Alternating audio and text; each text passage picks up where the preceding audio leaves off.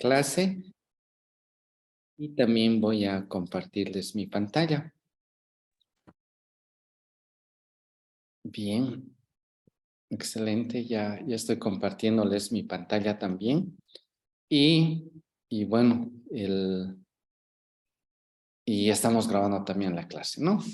Excelente, bien. Este es el documento, ¿no? Este es el documento que ustedes tienen de base de datos, ¿ya? Es el documento base que estamos usando para la parte teórica. Y bueno, la clase de hoy vamos a avanzar el siguiente contenido, ¿ya?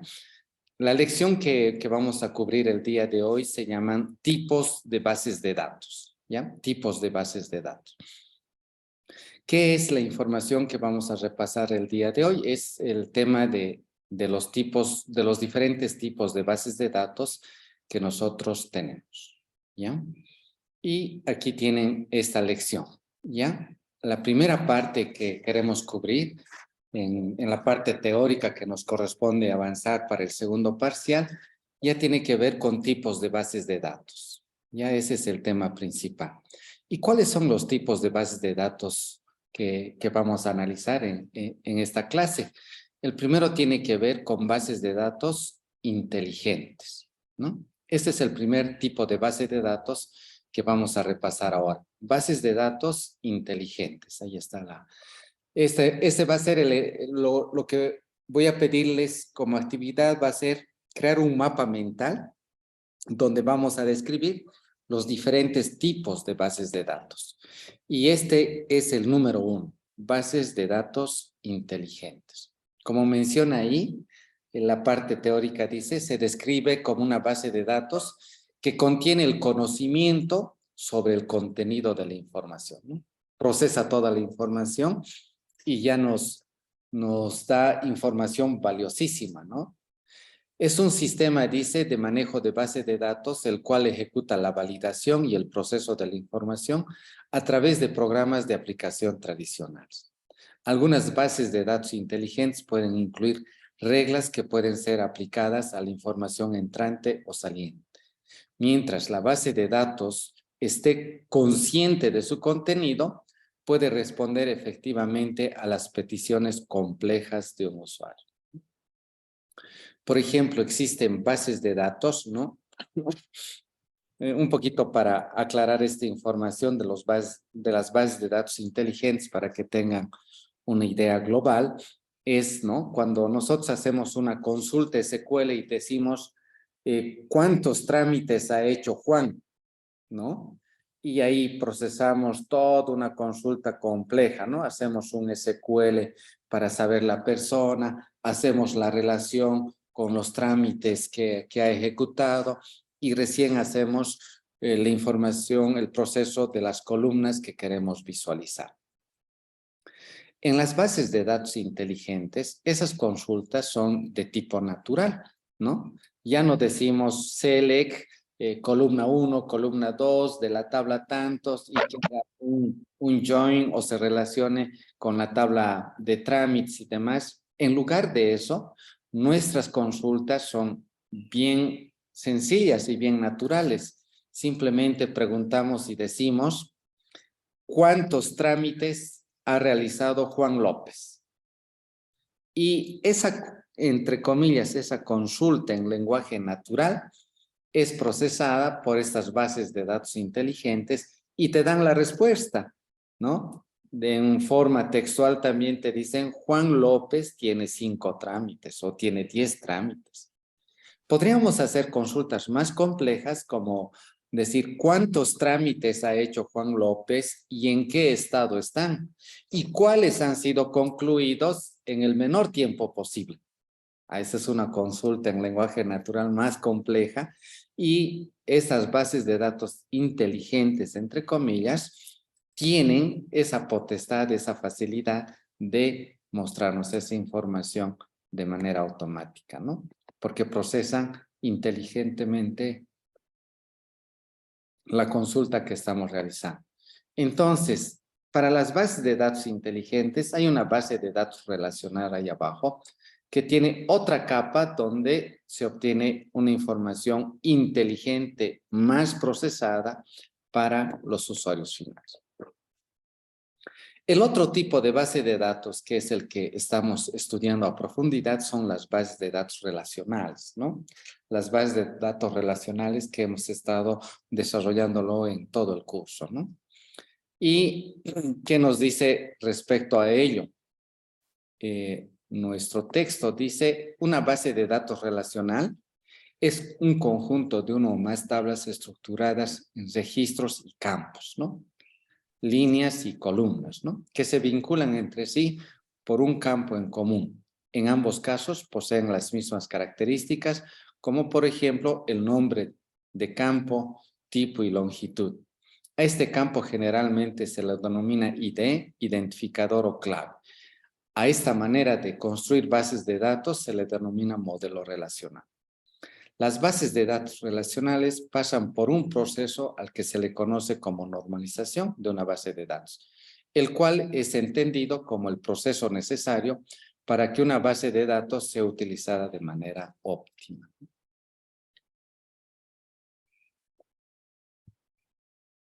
Entonces, ¿qué es una base de datos relacional? Básicamente son varias tablas, ¿no? Que tienen información valiosísima, que tienen registros y tienen columnas. Tenemos a personas, tenemos a trámites, tenemos a documentos, tenemos a recibos, tenemos, creo, otras entidades más que ustedes han creado, ¿no? Están ahí con toda la información que se va a procesar. Y empezamos a relacionar, ¿no? Una tabla con otra tabla. Y esa relación, por ejemplo, hemos indicado que era una relación maestro-detalle. Otro tipo de relación es el lookup o la jerarquía, ¿no? De uno a muchos, de uno a uno, de n a m. Ese tipo de relaciones también hemos establecido en la práctica, ¿no? En la clase práctica, ¿no? Aquí nos habla de normalización, de la normalización en la fase 1, normalización en la fase 2, normalización en la fase 3, que es básicamente refinar las relaciones y las tablas que tenemos en nuestro modelo de datos. Ahora bien, en las bases de datos relacionales existe esa etapa de diseño de las bases de datos relacionales, ¿no? Esos son los pasos que se tienen que dar para realmente hacer un buen diseño, ¿no? También cuando hemos estudiado las bases de datos relacionales, hemos hablado de los lenguajes de tercera y cuarta generación, vamos a decir, que básicamente son las instrucciones SQL que hemos implementado y los hemos ejecutado también en el curso, ¿no? Son las consultas SQL, ¿no? Y bueno, aquí se desarrolla algo más de ese proceso. Sé que está todavía pendiente y es una clase exclusiva que lo voy a dedicar a ese tema que tiene que ver con la normalización de las bases de datos relacionales, ¿ya? Una de las cosas pendientes que está, incluso el día de ayer lo comentamos, es el tema, por ejemplo, cómo hacemos el diseño de la base de datos para que un trámite tenga más de un documento. Eso es, por ejemplo, un proceso de normalización, ¿ya? Eso lo vamos a hacer en la práctica y lo vamos a complementar con esa clase que aún está pendiente. El otro tipo de base de datos, chicos, es base de datos distribuidas, ¿no? Hasta aquí ya vamos con 3 tipos de bases de datos, chicos, ¿no? Tenemos las bases de datos inteligentes, las bases de datos relacionales, las bases de datos distribuidas, que ahora lo estamos viendo en pantalla, ¿no? Bueno, las bases de datos distribuidas, dice, es una base de datos distribuida, es un conjunto de múltiples de bases de datos lógicamente relacionadas, las cuales se encuentran distribuidas en diferentes espacios lógicos. Un servidor corriendo con 2 máquinas virtuales. Estas máquinas o espacios lógicos están interconectados por una red de comunicaciones. Dichas bases de datos tienen la capacidad de realizar procesamiento autónomo, Esto permite realizar operaciones locales o distribuidas. Un sistema de base de datos distribuida es un sistema en el cual múltiples sitios de base de datos están ligados por un sistema de comunicaciones de tal forma que un usuario en cualquier sitio puede acceder a los datos en cualquier parte de la red, exactamente como si estos fueran accedidos en forma local. Bien, entonces hay que tener claro la definición de una base de datos distribuida, ¿no? Una base de datos distribuida, como hemos leído en ese texto, básicamente es la interconexión de varias bases de datos. Cada base de datos está en un servidor, está en una máquina, ¿ya? Por ejemplo, pensemos en esto, ¿no? Tenemos una base de datos para una empresa, una base de datos distribuidas para una empresa que tiene oficinas en La Paz, Cochabamba, Santa Cruz, Oruro, Potosí, en los 9 departamentos tienen sus propias oficinas. En cada una de esas oficinas, en cada de esas oficinas centrales, tiene una base de datos y también tiene un servidor, ¿no? Entonces, en La Paz hay un servidor, una base de datos, donde se registra todas las ventas que han hecho en esa ciudad. Lo mismo ocurre en Santa Cruz, lo mismo ocurre en Cochabamba, lo mismo ocurre en Oruro, y etc. Si nosotros queremos saber cuál es la venta diaria que se ha hecho a nivel Bolivia, entonces se tiene que hacer una consulta a los nuevos 9 servidores, a las 9 bases de datos que existen en los diferentes departamentos, ¿no? Y esa consulta SQL es pues similar al que hacemos en una base de datos normal, ¿no?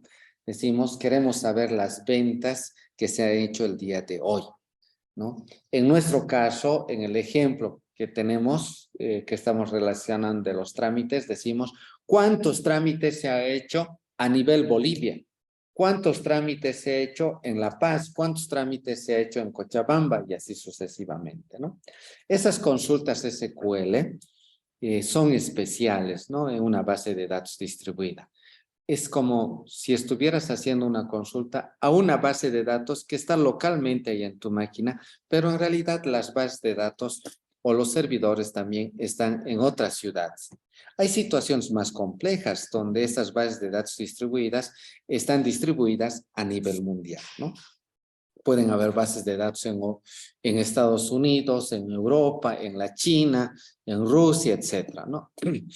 Y aún así, las consultas o los procesamientos de datos se harían como si estuvieran localmente, ¿no?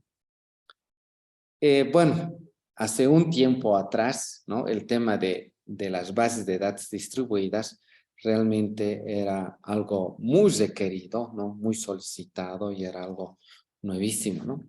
Pero con esto del Internet y con esto de que las aplicaciones ya corren en el Internet, ya es transparente, ¿no? Dónde se encuentra la base de datos, ¿no? Ya no nos interesa. Pero el que ha creado el sistema, el que está desarrollando el sistema, toma en cuenta todo ese tipo de consideraciones. El otro tipo de base de datos que queremos repasar ahora tiene que ver con bases de datos orientada a objetos. Bases de datos orientada a objetos, dice, ¿no? El tema. Y dice la definición.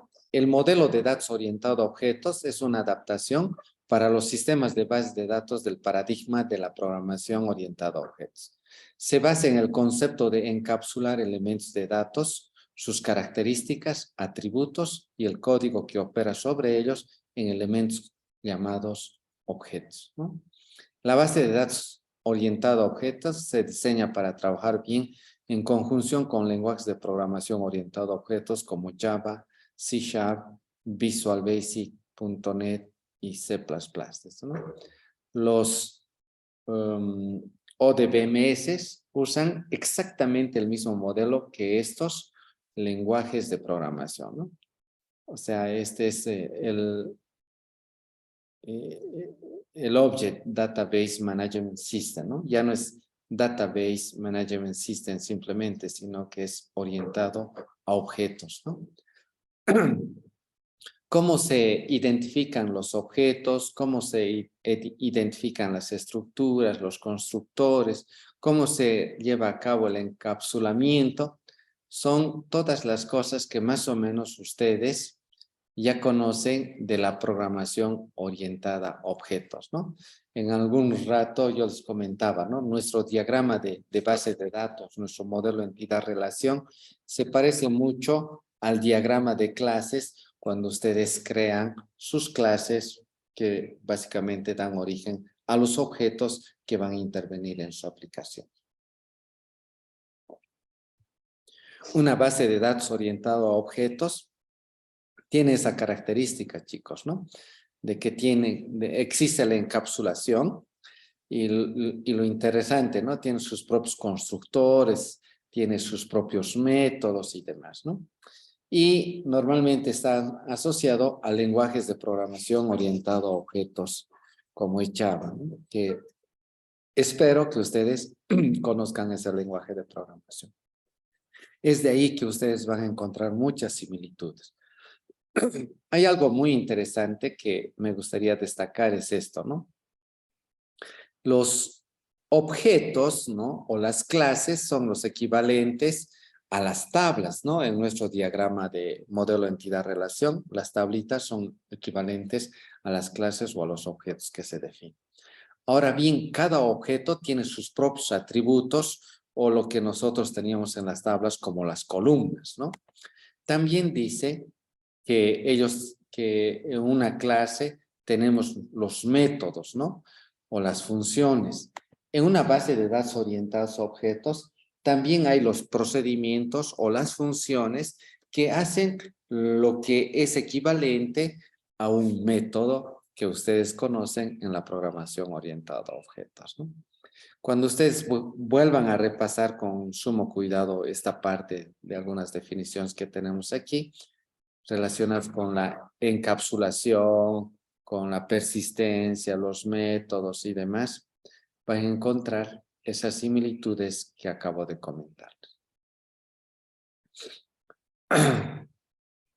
Bien, el otro tipo de base de datos que nos falta repasar es las bases de datos deductivas, ¿ya? Esas son las bases de datos deductivas.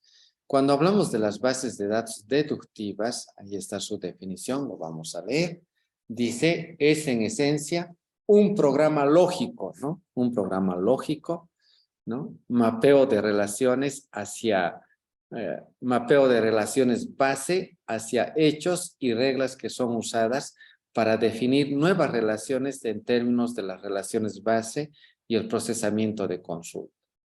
Los sistemas de bases de datos deductivas intentan modificar el hecho de que los datos requeridos residan en la memoria principal, por lo que la gestión de almacenamiento secundario no viene al caso, de modo que un sistema gestor de base de datos se amplíe para mejorar datos que residen en almacenamiento secundario. En un sistema de base de datos deductivos, por lo regular, se usa un lenguaje declarativo para especificar las reglas. Con lenguaje declarativo se quiere decir un lenguaje que define lo que un programa desea lograr, en vez de especificar los detalles de cómo lograrlo. Bien,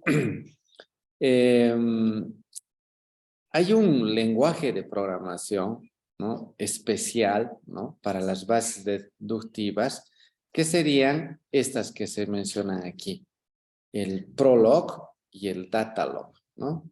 Entonces son lenguajes de programación, deductivas, vamos a decir, para procesar o manipular o hacer el mantenimiento de la información de la base de datos o de la información que se almacena en las bases de datos deductivas, ¿no?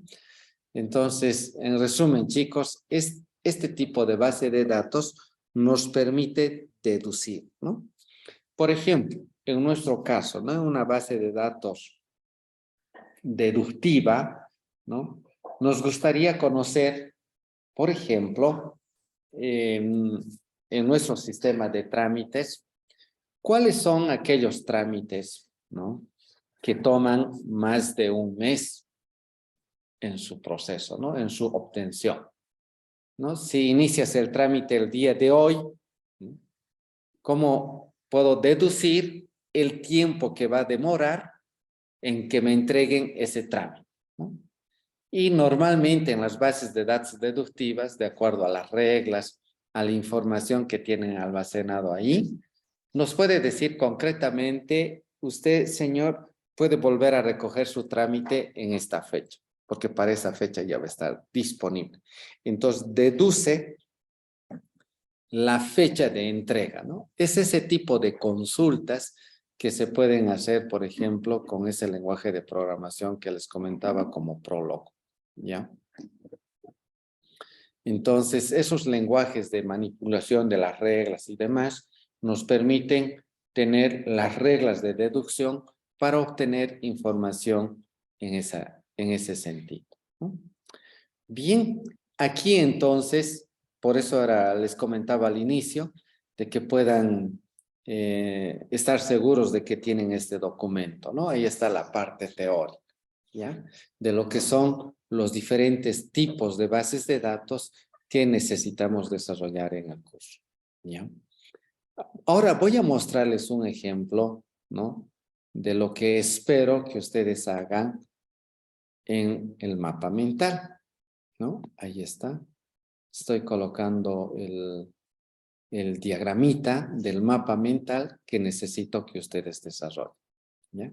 El tema central, en base a esos contenidos que hemos repasado el día de hoy, es tipos de bases de datos, ¿ya? Ese es el tema central. Tipos de bases de datos es el tema central de la clase de hoy.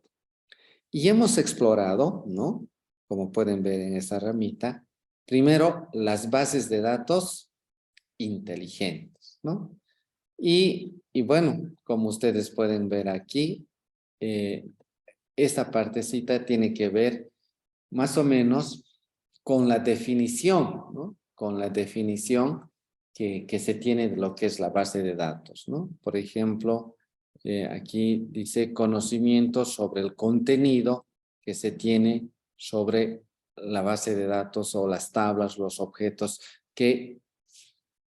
donde se almacena la información correspondiente, ¿no? Entonces, esa información se procesa y hay conocimiento. Hace un proceso de validación y también de proceso de responder algunas consultas de manera inteligente a la información que estamos buscando, ¿no? ¿Cómo funciona? ¿Cuáles son las reglas que se tiene ahí? Un poquito este diagrama trata de resumir lo que describe el párrafo en el libro base que estamos usando para esta lección. A continuación, ¿no? A continuación, un poquito más abajo, tenemos las bases de datos relacionales. Y otra vuelta en el mapa mental tenemos su definición, tenemos su diseño, tenemos su implementación y algunas pautas que podemos rescatar del documento base de esta lección, ¿no? Luego hemos hablado de las bases de datos distribuidas. Ahí está el diagramita también para describir o tener la definición correspondiente de lo que son las bases de datos distribuidas, ¿no? Entonces aquí hay una pequeña, ¿no? Descripción de lo que es las bases de datos distribuidas en base al texto que tenemos. A continuación tenemos las bases de datos orientadas a objetos. Y ahí está, ¿no? Primeramente tenemos lo que queremos ver es un poquito la característica principal de lo que son las bases de datos orientadas a objetos. Queremos explicar un poquito el encapsulamiento que se puede ejecutar en este tipo de bases de datos. La jerarquía de clases y de herencia también es algo importante en estos gestores de bases de datos orientados a objetos. Y cómo podemos implementarlo. Me llamó la atención encontrar, por ejemplo, que su implementación se puede llevar a cabo en Java, también en Python, que últimamente está teniendo mucha acogida en el medio, ¿no? ese lenguaje de programación. Bien, entonces esto es lo que corresponde a una base de datos orientada a objetos, ¿no? Finalmente tenemos las bases de datos deductivas, ¿no? Eso es lo último que hemos hablado, ¿no? Sería buenísimo tener una descripción de este tipo de bases de datos, ¿no? Una base de datos deductiva, ¿no? ¿Cuál es su característica principal? Bueno, hemos profundizado hasta ahora en el curso de base de datos sobre las bases de datos relacionales, ¿no? Que es el segundo tipo de base de datos que lo tenemos aquí. Los otros tipos de bases de datos simplemente lo tenemos como conocimiento general, ¿no? Pueden haber quizás uno u otro tipo de base de datos más que está perdido aquí.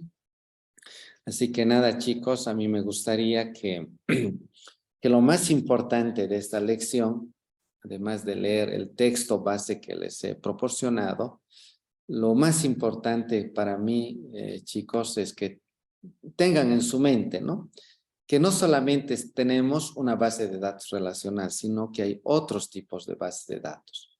Estos otros tipos de bases de datos, algunos como por ejemplo las bases de datos inteligentes, las bases de datos orientadas a objetos o las deductivas, aún están en investigación, aún se tiene que explotar muchísimo más. Algunos ya se los ha dejado, se los ha archivado, ¿no? Investigación, porque no ha tenido, vamos a decir, tanta aplicación real como las bases de datos relacionales, ¿no?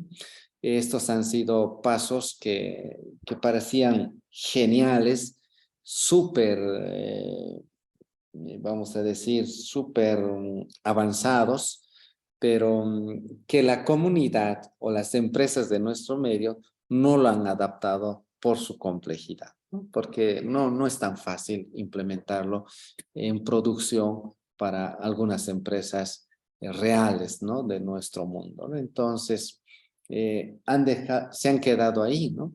Pero otros sí han logrado dar ese paso, sí han logrado implementarlo y sí han hecho, vamos a decir, han llegado a tener logros increíbles en esa dirección, ¿no?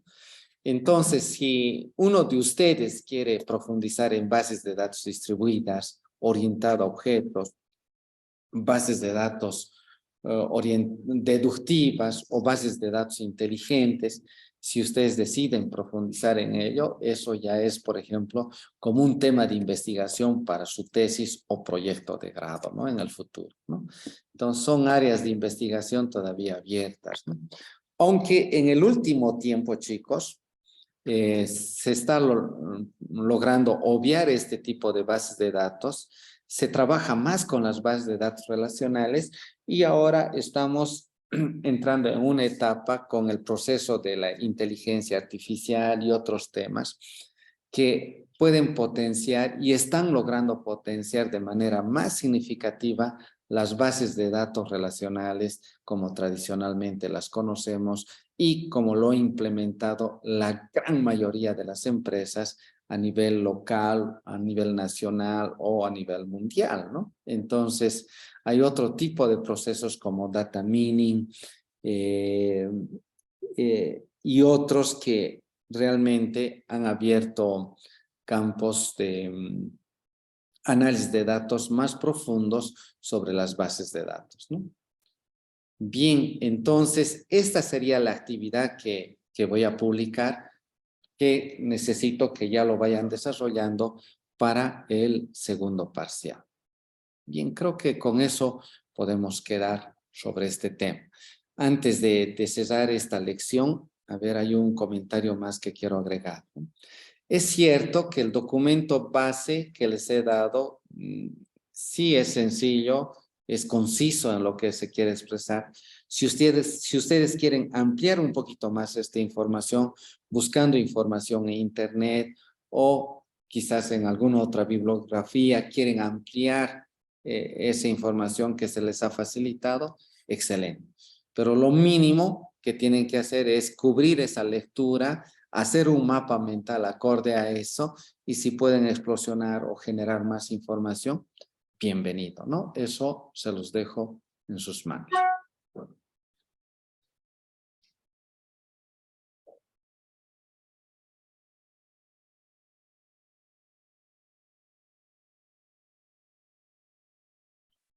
A ver, aquí tengo algunas preguntas, ¿no? Por ejemplo, de Rodrigo Cayola, dice, ¿no? ¿Qué empresas o productos de software están usando bases de datos inteligentes, ¿no? En el gráfico que incluso les he colocado aquí, que lo tenemos, nos hablan de las empresas que han logrado implementar exitosamente las bases de datos inteligentes. A la fecha son Google y Amazon, ¿no? El que más usamos y sin darnos cuenta, ¿no? Cuando procesamos una consulta, hacemos una búsqueda en lenguaje natural, por ejemplo, ¿no? Llegamos a preguntar, ¿no? ¿Cuáles son los productos o como tú preguntas mismo, ¿no? ¿Cuáles son las empresas o productos de software que usan bases de datos inteligentes? Hacemos esa búsqueda en Google y nos responde, ¿no? Nos responde en documentos que ya existen ahí, nos responde en gráficos, nos responden en videos y demás cosas, ¿no? Hay una búsqueda inteligente de esa información. Hay bases de datos que son procesadas a grandes velocidades también ahí para generar esa respuesta, ¿no? Y ahí está la respuesta en el gráfico que les puse para Rodrigo, ¿no? El siguiente dice Jonathan Encinas, ¿no? Se puede colocar los 8 tipos de bases de datos, ¿no? Aquí yo he colocado 1, 2, 3, 4, 5. En el texto hay más, ¿no? Pero el otro grupo de base de datos, ¿ya? El otro grupo de base de datos, para mí no son tipos de base de datos, ¿no? Para mí ya es otra lección en la que he agrupado las otras bases de datos, ¿ya? Que lo vamos a ver el día lunes, no, perdón, el día martes en nuestra clase, ¿ya? Lo vamos a ver el otro grupo de bases de datos. Entonces aquí solamente entran 1, 2, 3, 4, 5. El otro grupo de bases de datos lo vamos a mirar en otra lección, ¿de acuerdo? Por ahora, en este gráfico nos concentramos en los 5 tipos de bases de datos. ¿Alguna otra consulta, chicos, antes de cerrar la clase?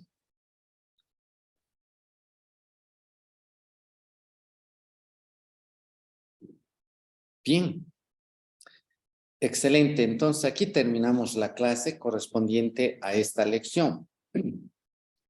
Ahora bien, haciendo algunas aclaraciones. Ya el día de hoy vamos a empezar, o voy a empezar con la revisión de los exámenes. Espero tenerlo lo más pronto posible, chicos.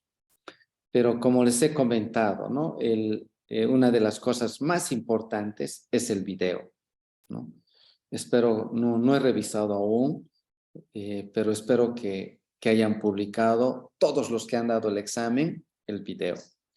2, que hayan publicado todas sus actividades, eso es muy importante.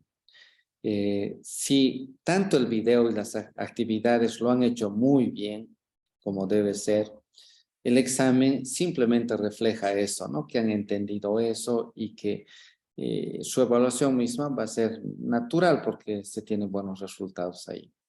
Entonces, espero que hayan completado esas actividades y lo hayan actualizado hasta el día de ayer.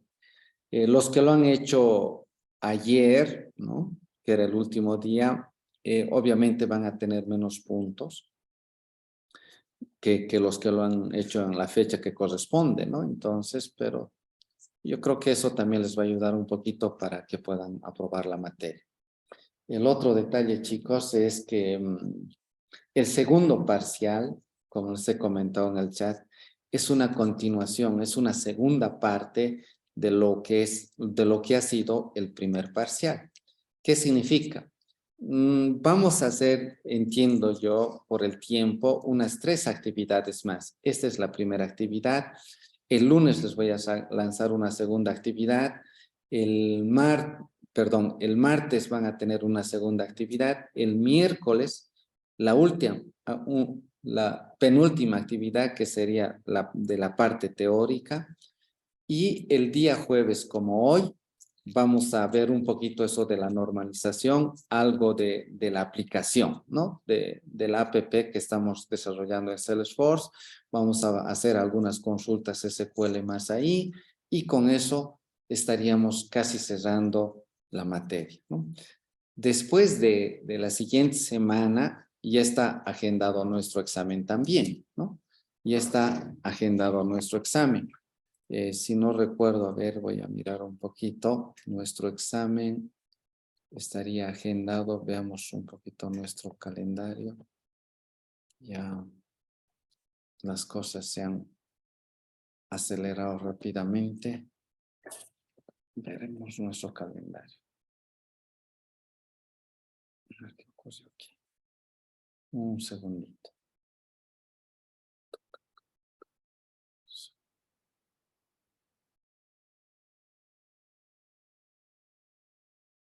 Bien, voy a compartirles mi pantalla. Un segundito. Ahí está.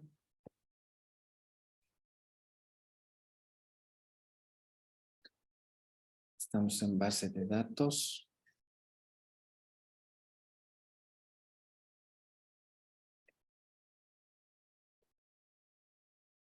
El examen, ¿para cuándo lo hemos fijado? El segundo parcial está fijado para el 27 de diciembre, ¿no? Para el 27 de diciembre está definido el segundo parcial.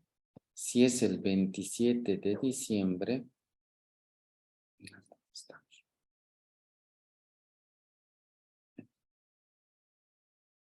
Ya estamos en 15. La siguiente semana sería el 22. Wow, el martes ya estaríamos dando el examen, ¿no? Entonces, como les decía, ¿no? El 20, el 21, avanzamos las dos actividades más. El 22 hablamos de las bases, un poquito de lo que les he comentado de la normalización, algunas consultas SQL más, y el 27 estamos dando el examen, que sería el último día, ¿no?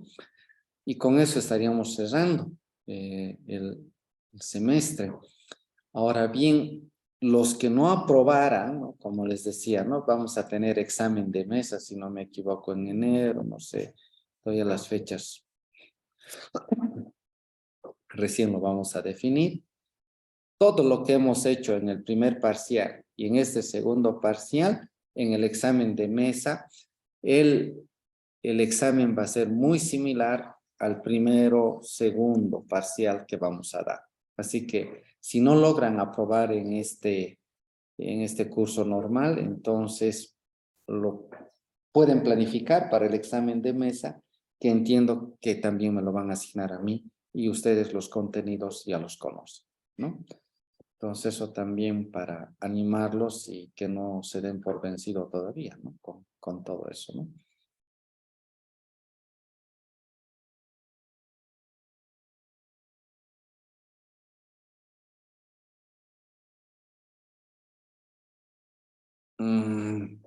Bueno, Jonathan, a ver, veremos lo que hay y en función a lo que hay ya estaremos conversando más detalladamente. Ya, a ver, espero que no haya ningún problema. Para el examen de mesa, no es necesario las actividades, pero si no has hecho las actividades, el examen va a estar bien complicado, ¿no? Entonces, o sea, si no has hecho las actividades, va a ser un lío que puedas aprobar el examen, porque como han visto, ¿no? El examen se basa, es el resultado de ejecutar las actividades. Bien, chicos, eso sería la clase por hoy y bueno, nos vemos el día martes. Voy a publicar la actividad del día de hoy y también este video inmediatamente, lo más pronto que se pueda. Nos vemos entonces el día martes también por este curso virtual. Hasta el martes, chicos.